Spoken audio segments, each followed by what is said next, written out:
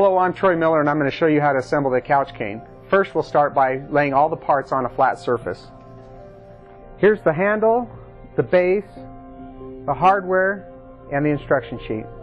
At this point we're going to take the handle assembly and insert it into the upright. And notice that the bushing will need to be pressed into the upright, so just tap it into place. And then depress the spring buttons and put it into the upright.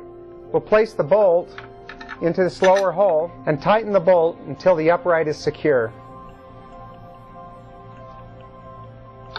Now your product's ready to be placed under the couch. Okay, at this point we'll align the base pads with the feet of your couch or chair. Now we'll slide the product underneath the feet.